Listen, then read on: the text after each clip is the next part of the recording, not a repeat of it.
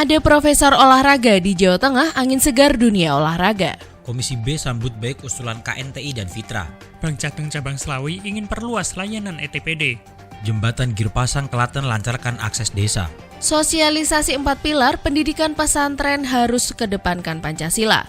Hai dulur Jateng, apa kabar hari ini? selama beberapa menit ke depan, Parlemen Inframe akan menemani Anda dengan rangkaian informasi kegiatan DPRD Provinsi Jawa Tengah bersama saya Priscilla Chandra. Dan saya Serlambang, dan inilah Parlemen Inframe selengkapnya.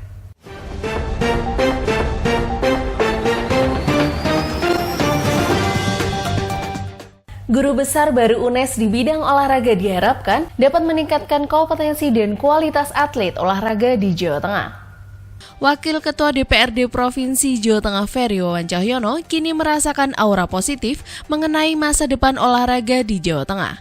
Hal tersebut dirasakannya saat menghadiri acara pengukuhan Zainuddin Amali sebagai Profesor Kehormatan di Universitas Negeri Semarang atau UNES pada Sabtu 20 Agustus 2022.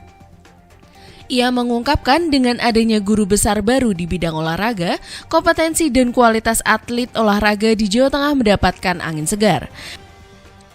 Hal itu mengingat yang dikukuhkan adalah personal yang sangat konsen dalam dunia olahraga dan saat ini sedang menjabat sebagai Menteri Pemuda dan Olahraga Kabinet Indonesia Bersatu 2.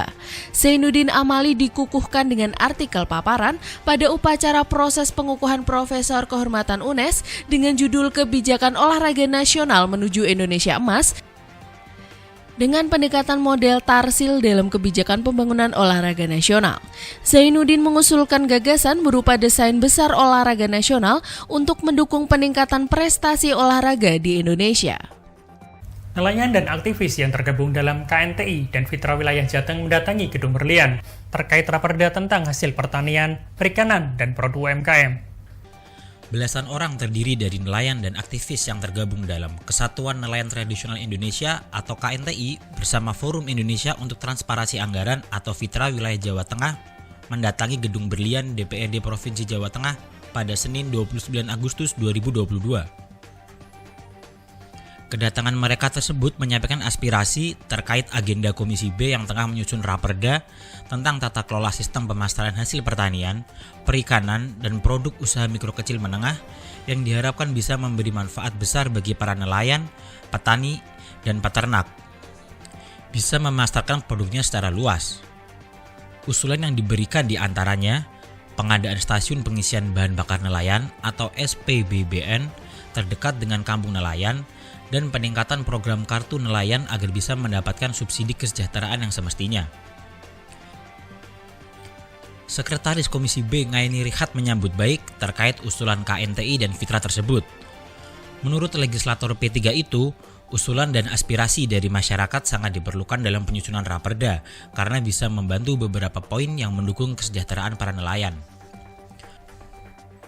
Perwakilan Fitra Jateng Maya Dina menyampaikan usulan terkait raperda tersebut agar masyarakat pelaku ekonomi pertanian, perikanan, dan produk UMKM bisa dikenal masyarakat lewat pemasaran yang masif. Meski capaian kinerja Bank Jateng Cabang Slawi sangat baik, namun masih terkendala dengan belum meluasnya layanan ETPD. Meski pencapaian kinerja keuangan Bank Jateng Cabang Slawi sangat baik, namun pihak manajemen Bank Plat Merah itu masih terkendala. Dengan belum meluasnya layanan elektronifikasi transaksi pemerintah daerah atau ETPD. Hal itu diungkapkan pemimpin cabang Slawi PT BPD Jateng Persoroda atau Bank Jateng, Fahrudin Arif kepada Komisi C DPRD Provinsi Jawa Tengah.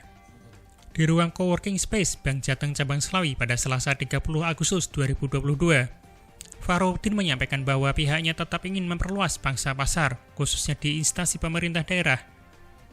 Namun pihaknya masih terkendala karena tidak semua instansi menggunakan layanan elektronik Bank Jateng. Mendengarnya, Ketua Komisi C DPRD Provinsi Jawa Tengah Bambang Haryanto mengaku apresiatif dengan capaian kinerja keuangan Bank Jateng yang sangat baik.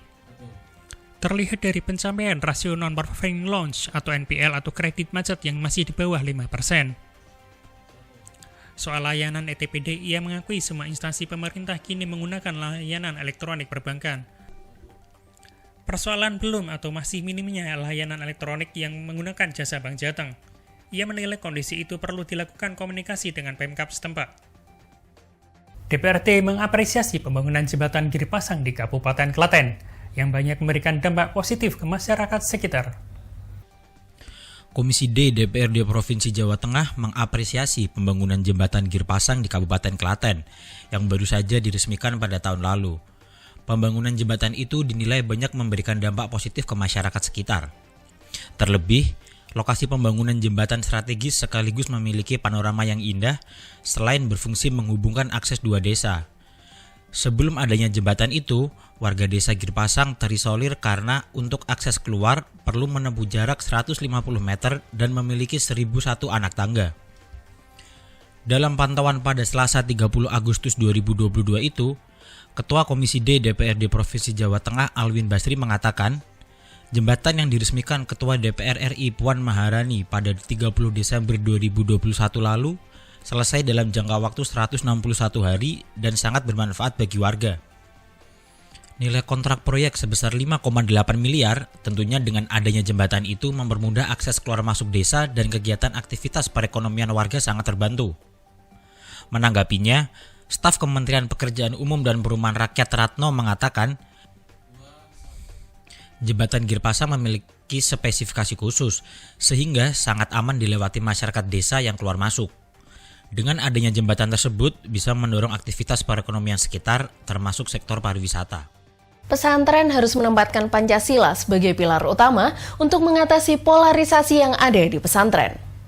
Tumbuh kembangnya pesantren-pesantren di Jawa Tengah akhir-akhir ini sangat luar biasa.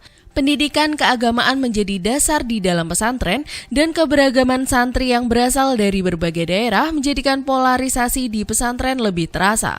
Kondisi itu terkadang menjadi rentan untuk disusupi sikap dan cara pandang ekstrim dalam beragama.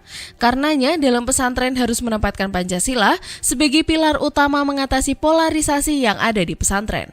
Bahasan itu mengemuka dalam dialog sosialisasi 4 pilar kebangsaan DPRD Provinsi Jateng di Kabupaten Semarang baru-baru ini.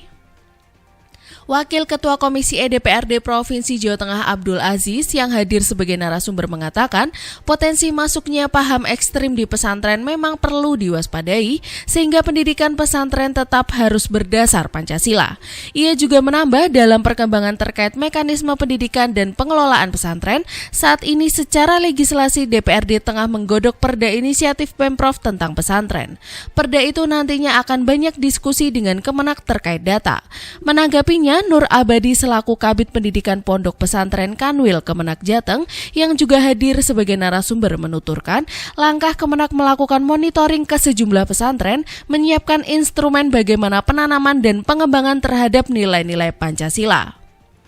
Udah. Saya Priscila Chandra. Dan saya Esther Lamban. Terima kasih atas perhatian Anda. Salam Berlian TV. Aspiratif, informatif.